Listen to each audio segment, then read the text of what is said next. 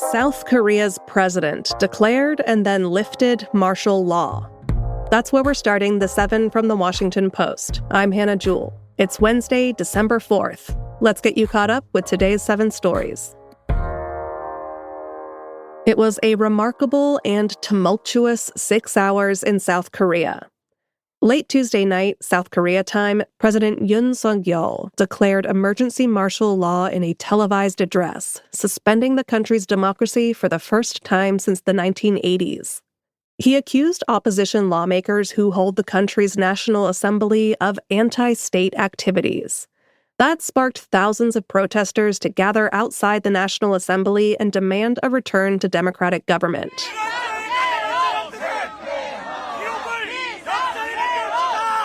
Those protesters were chanting, "End the martial law." With police officers forming a barricade around the National Assembly, some opposition lawmakers climbed through windows to get into the voting chamber. Once there, they voted to overturn Yoon's decree. At first, the military said it would not stand down. But just before dawn this morning, Yoon relented and called off the military. But this story is far from over.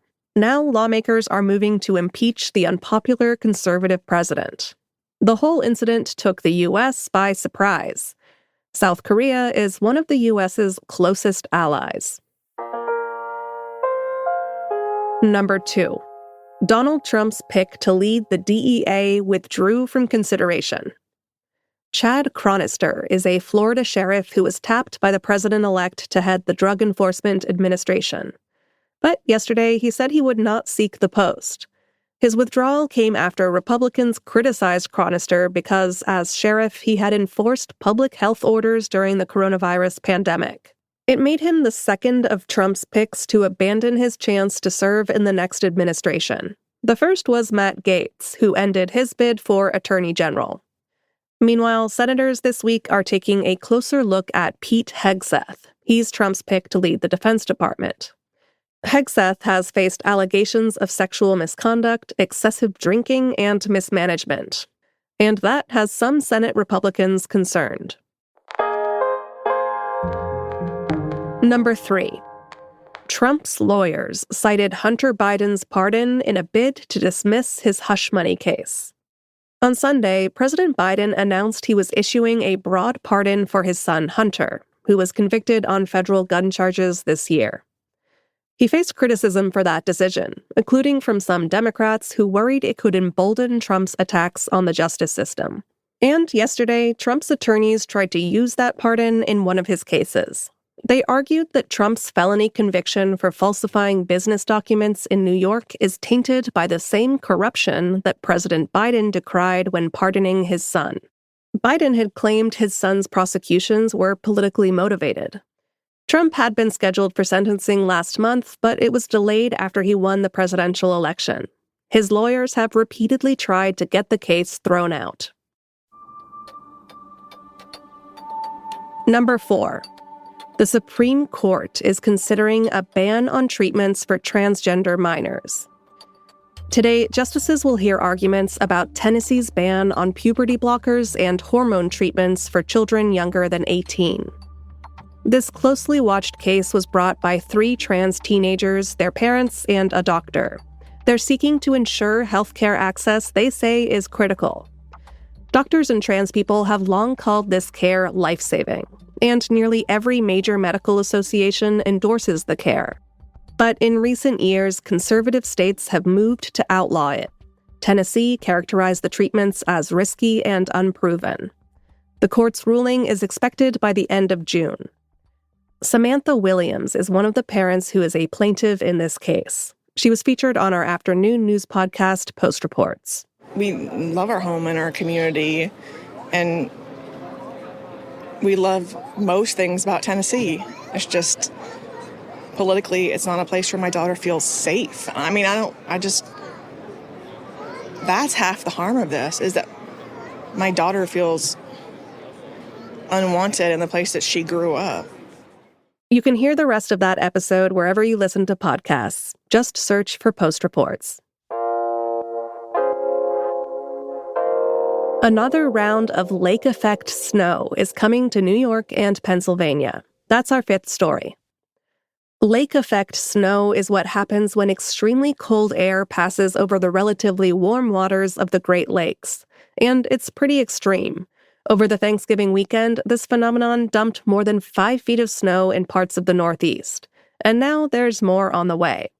Starting this evening into tomorrow, some in the Great Lakes and Northeast regions could see near blizzard conditions and up to a foot of additional snow. It should ease off by Friday night, but travel conditions are expected to be hazardous, so stay safe out there.